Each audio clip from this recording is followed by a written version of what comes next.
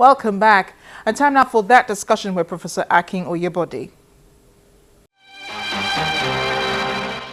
I think we are paying the price of abolishing history from the curriculum. Many of the young people have very limited knowledge of history, especially Nigerian history. And if they knew what happened between 1967 and 1970, I don't think they would have embarked on that perilous path. Of course, this is a free country, it's a democratic country.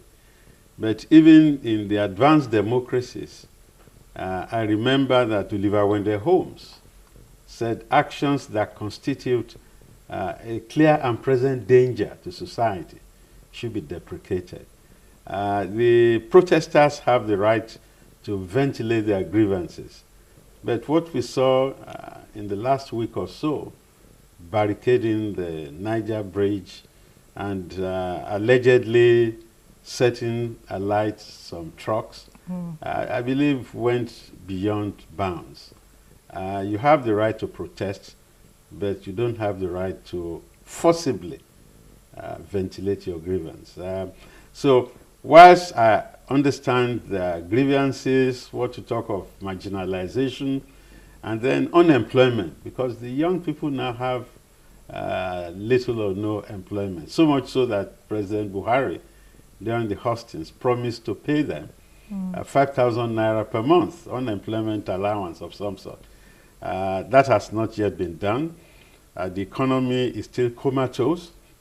So there's a lot of misgiving amongst younger Nigerians. And they believe that the only way to be heard is to voice their frustrations, which I believe is what they were doing.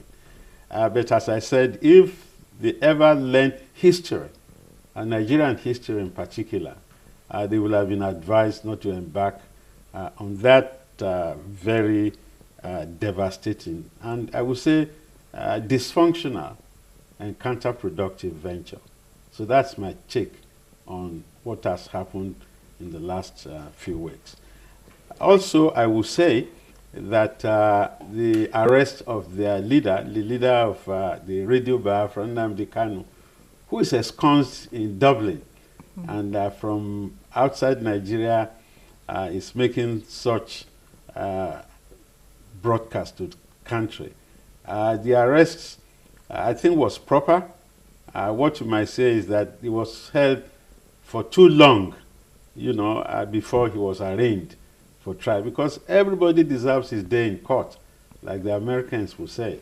So once he's been arraigned and his plea taken, bail considered or denied or whatever, I think his friends and his confederates should at least sheath their swords and allow due process of law to take place. Well, since you've actually gone outside of the country, now the Kanu been in Dublin directing Radio Biafra, this group of people, they call themselves Biafrans, have also established offices and what they call embassies in certain countries, in Spain, and they also claim that they have an office in France. Now, what do you think are the implications of already claiming, that they have some recognition internationally?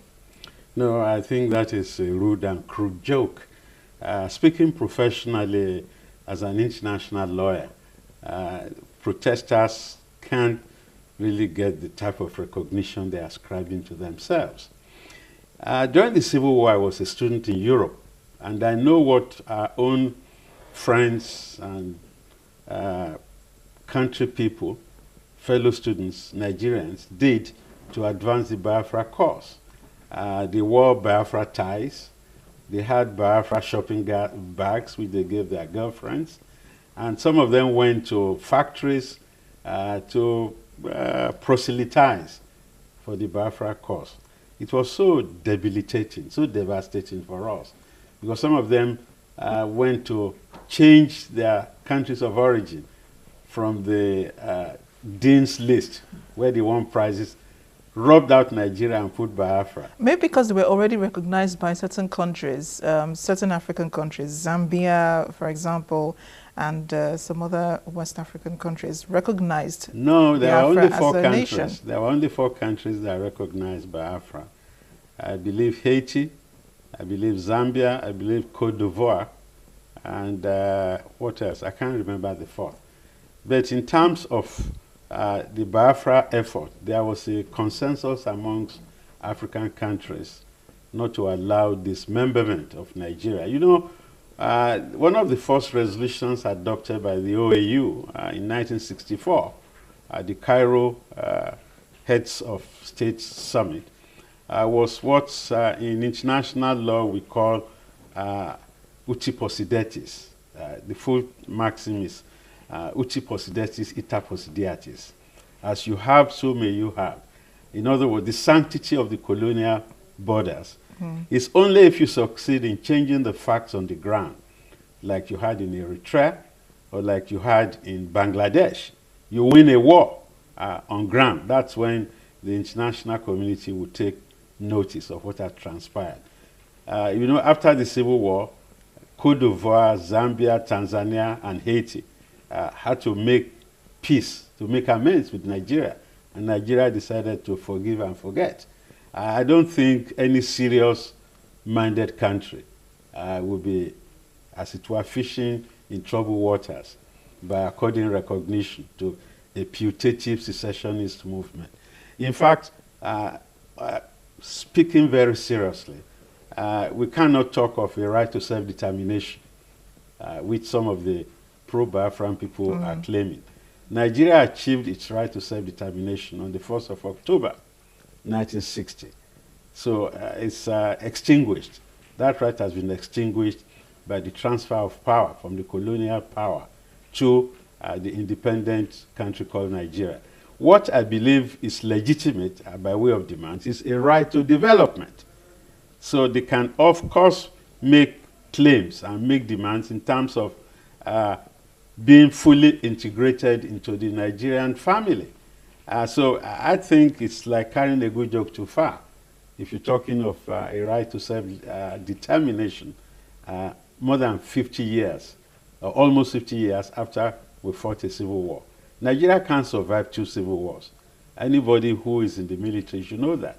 And in fact, I really laugh when I hear people describing themselves as indigenous people of Biafra, IPOD. The UN Declaration 2007 on the indigenous person does not include Igbo people or Yoruba people or Hausa people or Boko Haram. Do they want to become Boko Haram in the southern part of the country?